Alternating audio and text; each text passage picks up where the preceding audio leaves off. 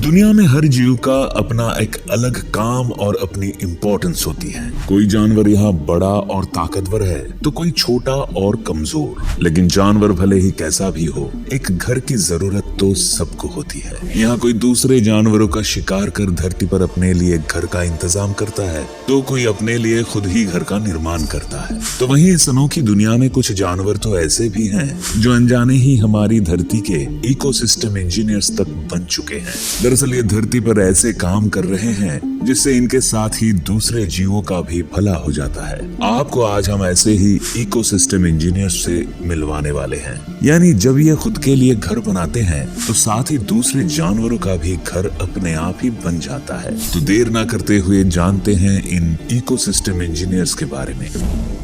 Number 10, elephant.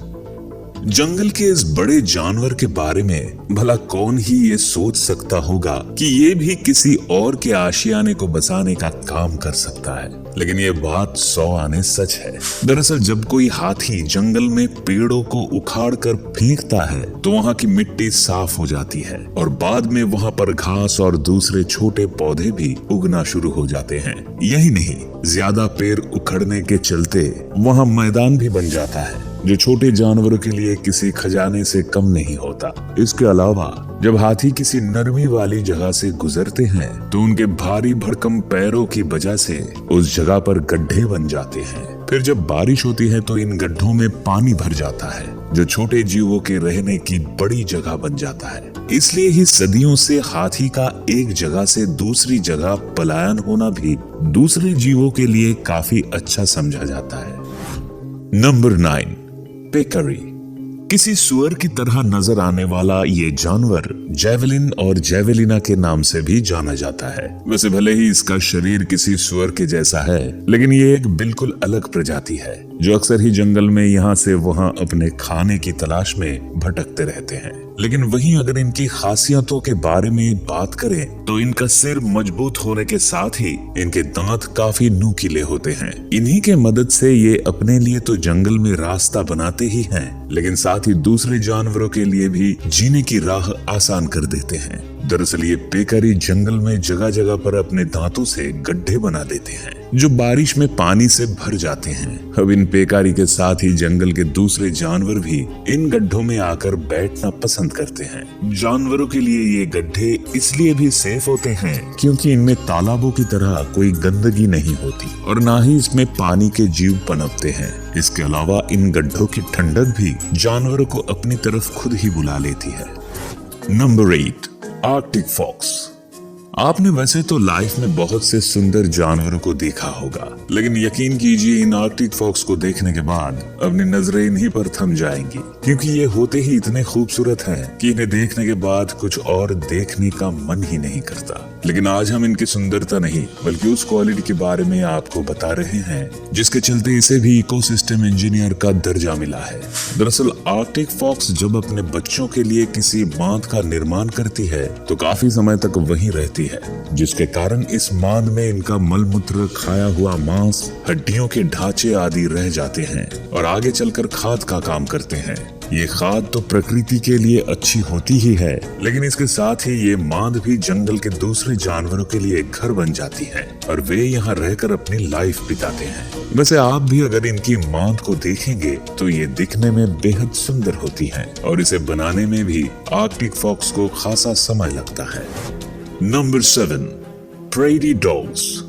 अक्सर ही लोग इनके नाम और शरीर को देखकर कंफ्यूज हो जाते हैं कि ये डॉग की कौन सी प्रजाति है। तो आपके भी इस कंफ्यूजन को दूर करते हुए हम आपको बता दें कि ये कोई डॉग नहीं बल्कि एक रोडेंट है और इसका काम जंगल में घास से मैदानों को बनाए रखने का है। आप भी सोच रहे होंगे कैसे, तो आपको जानकारी दे दें कि ये प्रेरी डॉग्स हमेशा ग्रुप में रहना पसंद करते हैं और जमीन के नीचे कॉलोनी का निर्माण करते हैं। इन कॉलोनी को प्रेरी डॉग्स टाउन के नाम से जाना जाता है। इन टाउन की खास बात यह है कि इनमें खरगोश से लेकर कई पक्षी और सांप तक भी रहते हैं। इनके इस तरह से अपने घरों के निर्माण से मिट्टी को हवा मिलती है और साथ में पोषक तत्व भी डिस्ट्रीब्यूट होते हैं। इसके चलते उस जगह पर बड़ी मात्रा में घास के मैदान बन जाते हैं जो छोटे जानवरों के चरने के लिए बड़े काम आते हैं। आमतौर पर ये प्रेरी डॉग्स नॉर्थ अमेरिका के इलाकों में पाए जाते हैं और जंगलों के विकास में अहम भूमिका निभाते हैं।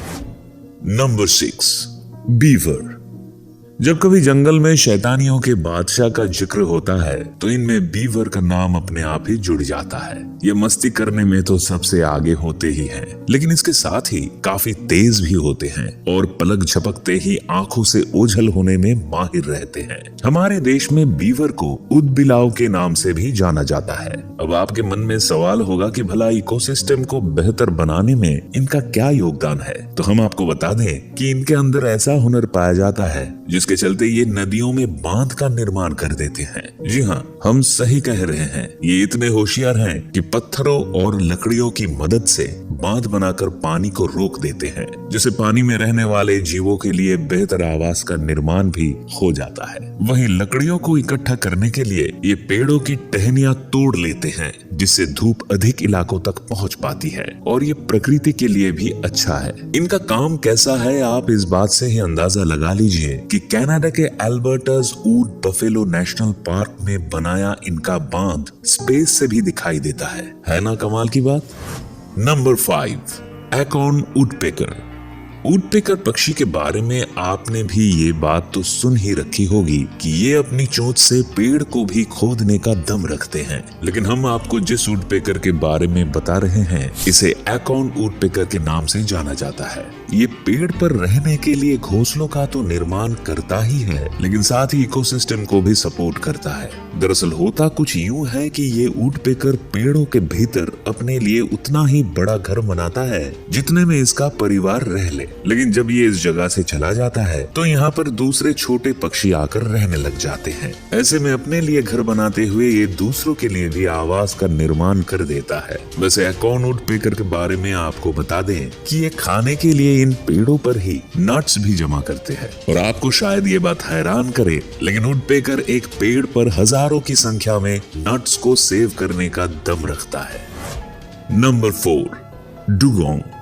हम सभी ने गायों को तो काफी करीब से देखा हुआ है, लेकिन आज हम जिस गाय से आपको रूबरू करवाने वाले हैं वो जमीन पर नहीं बल्कि पानी में रहती है। इस गाय को हम सी काऊ या डुगोंग के नाम से जानते हैं और ये इंडियन ओशन के वार्म कोस्टल वाटर्स में पाई जाती है। वैसे चाहे इसका नाम गाय से मेल खाता है, लेकिन इसका शरीर किसी मछली के जैसा ही होता है। लेकिन इंडियन ओशन में पाई जाने वाली एकमात्र शाकाहारी मैमल होने के कारण इसे गाय कहा जाता है। डुगोंग पूरी तरह से समुद्री घास यानी शैवाल पर निर्भर होती है और कोस्टल इकोसिस्टम को बनाए रखने में इनका बड़ा योगदान है। इनका लगातार समुद्री घास को खाना इनकी रीग्रोथ के लिए भी जिम्मेदार होता है। ये घास ही कछुए, डॉल्फिन और कई जलीय जीवों के लिए आवास स्थल और भोजन का कारण भी बनती है। वैसे एक बुरी बात है कि बीते कुछ समय से इन डुगोंग की आबादी कम हो रही है, जिसके चलते इकोसिस्टम भी प्रभावित हो रहा है।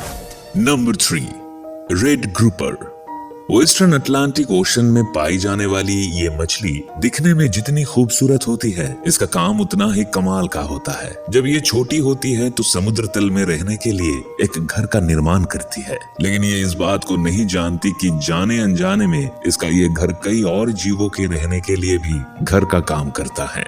वहीं जब तक बड़ी होने लगती है तो इसके साथ ही इसका आवास भी फैलने लगता है और इसके साथ कई जीव भी वास करना शुरू कर देते हैं। ऐसे में ना चाहते हुए भी ये इकोसिस्टम के लिए एक इंजीनियर का काम कर देती है। वैसे इस मछली की एक और खास बात है कि ये अपनी पूंछ से समुद्र तल भी साफ करती है, जिसके चलते कई जीव इस साफ जगह पर पनपना शुरू कर देते हैं। आमतौर पर इन रेड ग्रुपर का शरीर गहरे लाल भूरे रंग का होता है, तो वहीं कुछ रेड ग्रुपर के शरीर के साइड वाले हिस्से पर सफेद और काले धब्बे होते हैं। वहीं इनके शरीर की लंबाई लगभग 50 इंच तो वजन तकरीबन 22 किलोग्राम तक होता है।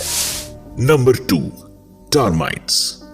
अपने घरों के फर्नीचर और दूसरी लकड़ी की चीजों पर जब दीमक लग जाता है तो हम इन्हें भगाने के लिए कई तरीके अपनाते हैं। लेकिन क्या आप ये बात जानते हैं कि ये दीमक इकोसिस्टम का एक महत्वपूर्ण अंग है। दुनिया में कई जगहें ऐसी हैं जहां ये दीमक अपने घरों को बनाते हैं। टीले के रूप में बनने वाले इनके ये घर कई बार तो इतने ऊंचे होते हैं कि लोग इन्हें देखने के लिए इनके पास तक पहुंच जाते हैं। वैसे आपको बता दें कि अपने इन घरों का निर्माण करने के लिए दीमक मिट्टी, लकड़ी के साथ ही पानी और सलाइवा का इस्तेमाल करते हैं। बनने और सूखने के बाद ये घर काफी सख्त हो जाते हैं। इन दीमक का पनपना मिट्टी में पौधों की ग्रोथ के लिए बड़ा काम करता है। इनके इस तरह मिट्टी में घुसने से जड़ों को हवा और पानी मिलना काफी आसान हो जाता है। दीमक का किसी जगह पर होना इकोलॉजिकल सिस्टम में संतुलन को दर्शाता है, जबकि अगर दीमक की संख्या में कमी आने लगती है तो इसका मतलब वातावरण में बदलाव होने का संकेत है।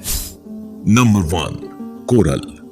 इकोसिस्टम इंजीनियर्स की इस लिस्ट में हम आखिर में जिस जीव के बारे में बात करने वाले हैं इसका नाम है कोरल। वैसे कई लोग इसे देखने के बाद समुद्री पौधा समझने तक की भूल कर बैठते हैं, लेकिन असलियत में ये एक जीव है जो इकोसिस्टम को आगे बढ़ाने में महत्वपूर्ण भूमिका निभाता है। कोरल समुद्र तल में एक खास स्ट्रक्चर बनाते हैं जिनसे समुद्र की धाराएं प्रभावित होती हैं। इनके कारण ही ऐसी जगहों पर कई पौधों और जलीय जीव को ही पनपने का अवसर मिलता है, क्योंकि कोरल के कारण समुद्र की तेज लहरों से भी यहाँ रहने वाले जीवों को कोई नुकसान नहीं होता और वे आराम से बढ़ते हैं। ये समुद्र में रहने वाली मछलियों का भोजन की व्यवस्था तो करते ही हैं, साथ ही उनको अपने अंडों को देने के लिए आवास भी प्रोवाइड करते हैं। तो दोस्तों, ये थे हमारी अनोखी दुनिया के वो जीव जंतु जो इकोसिस्टम इंजीनियर्स के नाम से जाने जाते हैं और इनके होने से दुनिया के संतुलन में काफी मदद मिलती है। वैसे आपको ये वीडियो कैसी लगी हमें कमेंट्स में जरूर बताएं। अगर आपको ये वीडियो अच्छा लगा तो वीडियो को लाइक और चैनल को सब्सक्राइब करना ना भूलें। साथ में बेल आइकॉन भी दबाएं और नए वीडियोस का नोटिफिकेशन सबसे पहले पाएं।